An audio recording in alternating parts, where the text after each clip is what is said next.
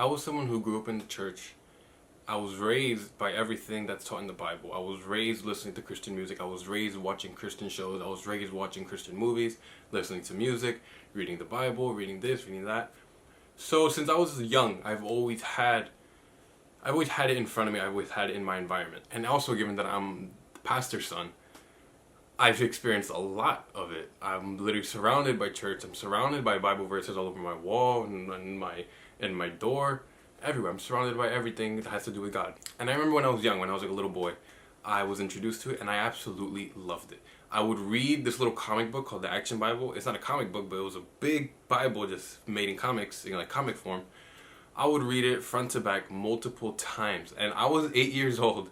And I had elite ball knowledge on the Bible and all the stories that were going on. I knew everything. I basically knew everything. I knew more than some adults. I knew more than some teenagers. And I wasn't even 10 years old yet. I was watching Christian shows, Christian movies, Christian music, all this stuff in elementary school. So I was surrounded by it. And I thought in my whole life I'm going to be surrounded by this. My whole life is going to be revolved around this. I love it. I wouldn't want anything else. But then again, I was a kid. I didn't experience outside world. I didn't experience anything outside of that bubble that I was in. And before I get taken out of context, watch the whole video. So obviously being surrounded by all that stuff in my life, it influenced me to push towards that sort of lifestyle, Christian lifestyle. I was literally like 9 years old, 10 years old in elementary school trying to preach to my friends. I remember there was this one kid who I would talk to him about God, I think every single week. Every Friday I think it would be. I would talk to him every single week. It was funny. I was like 9 years old and I was moving like that. But then I started to grow up a little bit. I went into middle school, then high school, and little by little I was not necessarily leaving that bubble that I was in, but I was going more into things of this world, more secular things than Christianity. I started listening to different music, watching new movies, hanging out with new people, and these things that I was doing weren't necessarily bad. They weren't. I was hanging out with just my friends from soccer, movies I just saw that were funny online, music, like regular pop music that I just saw. And little by little, as I started to get more into these little sort of aspects of my life, these little environmental changes, I guess you could say, the more I noticed a little bit inside of me started to change as well. I started to want different things. I started to develop certain attitudes. I started to talk a certain way. And again, not that it was turning bad, but it was just different. Obviously though, from when I'm a kid, I started watching worse things on TV, on TikTok, on YouTube, on Netflix, on whatever.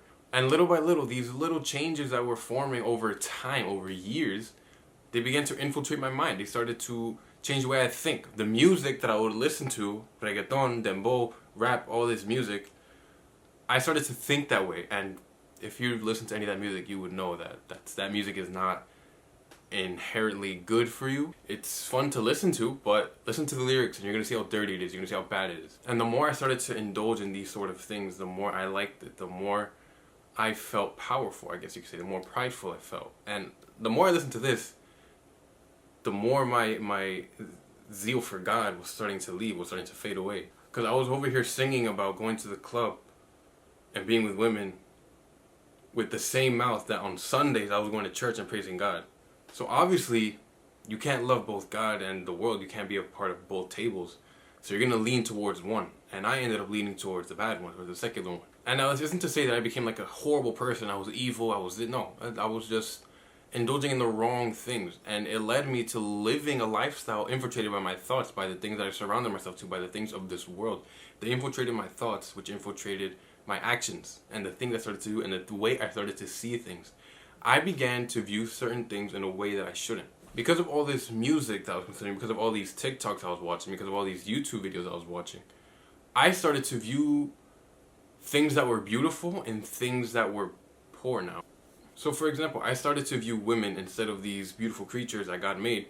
I started to view them almost as pieces of meat. As much as it sucks to say, I used to view them that way. And I'm sure there are so many guys out there who are like that, but don't even realize it. I started to think that money was everything. I used to think that the way I looked was everything. I used to think that all these things that the society of today preaches that will make you fulfilled, that will make you happy. I used to think that all these things were the true purpose of my life. And little by little, I began to indulge in bad habits, in bad thoughts, in bad words. And these things begin to infiltrate your mind, and they begin to lead to a disruptive lifestyle, little by little. You may not notice it, and it may not happen right away, but all that music you listen to that's talking about cheating, that's talking about having a bunch of girls, one day it's going to make you want to cheat on your girl. You probably say, no way, like that's not going to affect me. You say that now.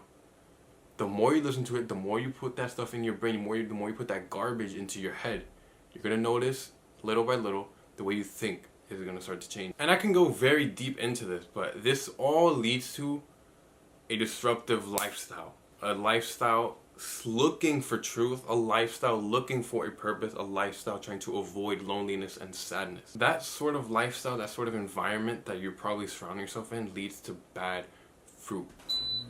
I'm really sorry guys, I had to turn on my AC, it's really hot here, I'm sweating. And these things that I mentioned, this sort of lifestyle, they're things that we naturally crave because of our flesh, because of this.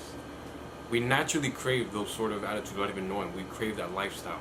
But what does that bring us? When you follow the desires of your sinful nature, the results are very clear. Sexual immorality, impurity, lustful pleasures, idolatry, sorcery, hostility, quarreling, jealousy, outbursts of anger, selfish ambition, dissension, division, envy, drunkenness, and wild parties, and other sins like these. So listening to a song won't necessarily turn you into that after a date. But listening to a song leads to hanging out with bad friends. Hanging out with bad friends leads to doing bad actions. Doing bad actions leads to that sort of lifestyle. You don't want to live a lifestyle like that. I ended up living a lifestyle like that. And I hated it. I thought I loved it, but deep down I was empty, I was sad, I was lonely, and I felt lost. I didn't know what was going on for me. I felt like a loser. I felt ashamed. I felt insecure. I was afraid to give it up because I didn't know what to expect. My parents have always told me, Jesus is everything, Jesus is happiness, but I didn't believe them. I was, 17, 18, 19? I thought that way of living was the best way to live my life. And I was just waiting for myself to get older so I could live that life even more. I was praying on it. I was literally praying to God to let me get rich, to let me get famous, so I could have good intent. Deep down, I had horrible intentions. Deep down, I just wanted to live that sort of lifestyle. I thought it made me happy. I thought it gave me a purpose. But this turns us to one of my favorite verses in Matthew 16:25. If you try to hang on to your life, you will lose it. But if you give up your life for my sake, you will save it. I thought hanging on to that worldly lifestyle was everything I had because I was scared to give my life to Jesus. I didn't want to lose everything that I was living in. I thought I loved it. But the more I started to indulge in Jesus, the more I started to learn more about this, the more I started to involve myself around it. Everything that I had given up, that worldly life that I had given up, I lost nothing. I lost absolutely nothing, and I gained everything. You will literally end up losing a lifestyle that just leads you to sadness, no hope, and loneliness, and you will gain a lifestyle that gives you hope, joy, peace, love, kindness, all these good things. So there is literally nothing to lose. So instead of asking yourself, what do I gain from following Jesus? Because I get that asked all the time. Instead of asking yourself, what do I gain? Start asking yourself, what do you lose? Because if you are not genuinely happy with the current state of your life right now, ask yourself why. Ask yourself, what could be better? And genuinely think, do you think all the women, all the money, all the parties, all that stuff is going to keep fulfilling you? Do you genuinely think to yourself that that's just maybe one more party and I'll feel better? Maybe one more girl and I'll be happy? Maybe $1 million and I'll be happier?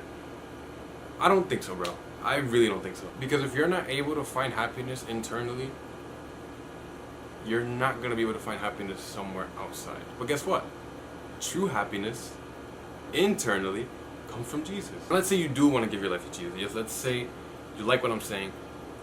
You're about to sign the contract. Let's see what you do have to do. Let's in the verse right before, Matthew 16:24.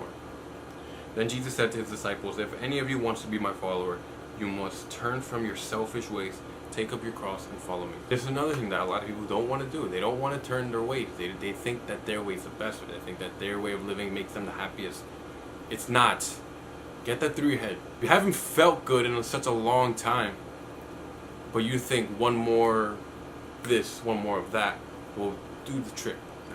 I know something though that will make you very, very happy. And it's a joy that can't be taken away, because the joy that Jesus gives us is not a joy that comes from the world, so it cannot be taken away. The world cannot fulfill what you're looking for.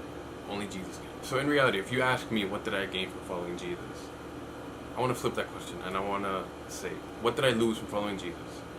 I lost a bad lifestyle that turned me into a bad person, that gave me bad habits and gave me a horrible way of thinking. And I gained a good lifestyle, a healthy lifestyle, a lifestyle of peace, joy, of hope that I've never felt before in my life. So I lost nothing and I gained everything. And I really, really wish you can hear me out when I say this. This isn't just, I'm not trying to force my religion on you. I'm not trying to convert you. I'm not telling you to become a Christian. I'm telling you to study Jesus Christ. Look at his ways of teaching and see for yourself if that can do better than what you're trying to do right now. Because I promise you it can. So like I said, I'm not trying to tell you about my little religion. I'm trying to tell you what saved my life, what changed my life, what changed my way of thinking, and what gave me joy, peace, and kindness again after I had lost it. Because truly think about it, if you think that you've messed up a lot, if you think that you're a bad person, if you think this and that, what do you lose from giving your life to Christ? You already doubt yourself, you already have no hope for yourself. Just do it, bro. Philippians 1:21. For to me, living means living for Christ, and dying is even better. I'm not no crazy religious nut job trying to shove my religion down your throat. I'm just someone trying to help you by telling you what saved me, what changed my way of thinking, what changed my way of living. And I wouldn't trade it for anything in the world. Because I can't say I love you and not try to help you out in the same ways that I've been helped. So I'm not telling you to become a Christian. I'm not telling you to do this. I'm telling you to follow Jesus Christ. Look at what he's taught. Look at the way he lived his life. Read the Bible for educational purposes and see how you feel about it. See if that lifestyle that he talks about looks to be better than the one you're living right now. But that's all I wanted to say. Please look into it. Everything to gain, nothing to lose. That's all I wanted to say. Look at the new setup. I switched my room. I used to film back there. Now I'm filming here. Look at my stuff though. You see my little toys, all my stuff. Freddy Fazbear, baseball player, Spider-Man, rings, Gary. Oh, that's not Gary, that's Yoshi. Groot, car, camera. But yeah guys, hope you guys appreciate this video. God bless you. And thank you so much for watching. You guys are the best.